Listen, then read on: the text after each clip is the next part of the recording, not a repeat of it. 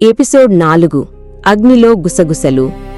గాయపడిన ఆనంద్కు ఒక ముసలావిడ ఆశ్రయమిచ్చింది. ఆమె పేరు కనకమ్మ.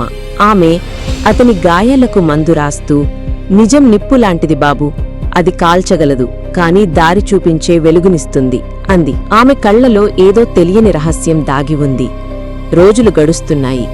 కనకమ్మ ఆనంద్కు సేవ చేస్తూ రాత్రిపూట జానపద కథలు చెప్పేది. రాజులు, రాక్షసులు, మాయలు గురించిన ఆ కథల్లో ఆమె పదే పదే నిప్పు ప్రస్తావన తెచ్చేది. అగ్నిహోత్రంలోనే అబద్ధం బూడిదవుతుంది అనేది ఆమె కథల సారాంశం. ఆనంద్కు ఆమె కథల్లో ఏదో మర్మం ఉందనిపించింది. ప్రతి కథలోనూ నిప్పు, బూడిద, రహస్యం దాగి ఉండే చోటు, ఈ పదాలన్నీ ఒకే చోటికి దారి తీస్తున్నట్లు అతనికి అనిపించింది. ఊరి చివర పాడుబడిన కుమ్మరి ఆవం అతనికి గుర్తొచ్చింది.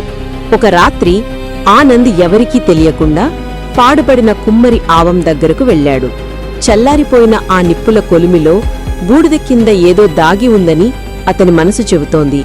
అతను బూడిదలు తవ్వడం మొదలుపెట్టాడు. అతని చేతులు నల్లగా మారాయి, కాని అతని పట్టుదల తగ్గలేదు. కాసేపటికి అతని వేళ్లకు ఒక లోహపు పెట్టె తగిలింది. గుండె వేగంగా కొట్టుకుంటుండగా అతను దాన్ని బయటకు తీశాడు. ఆ పెట్టెలో నకిలీ భూమి పత్రాలు ఉన్నాయి.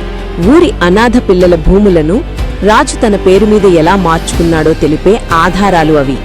మల్లిక ప్రాణం తీసిన రహస్యం ఇప్పుడు అతని చేతిలో ఉంది. ఆనంద్ ఆ పత్రాలతో బయటకు వచ్చేసరికి అతన్ని పోలీసులు చుట్టుముట్టారు. ముందు ఇన్స్పెక్టర్ సుబ్రమణి నిలబడి ఉన్నాడు. అతని ముఖంలో క్రూరమైన నవ్వు ఉంది. ఆట ముగిసింది పంతులుగారు అన్నాడు. మల్లికను హత్య చేసిన నేరానికి నిన్ను అరెస్టు చేస్తున్నాం. సుబ్రమణి గొంతులో వెటకారం. పోలీసులు ఆనంద్ చేతికి సంకెళ్లు వేశారు. ఆనంద్ కళ్లలో భయం లేదు, ఓటమీ లేదు. పోలీసులు అతన్ని లాక్కెళ్తుండగా ఆనంద్ ప్రశాంతంగా, ధీమాగా నవ్వాడు. అతను సుబ్రమణి వైపు తిరిగి, నేను పంపాల్సిన చోటికి సాక్ష్యం ఎప్పుడో పంపించాను ఇన్స్పెక్టర్ అన్నాడు. ఆ మాటలకు సుబ్రమణి ముఖం పాలిపోయింది.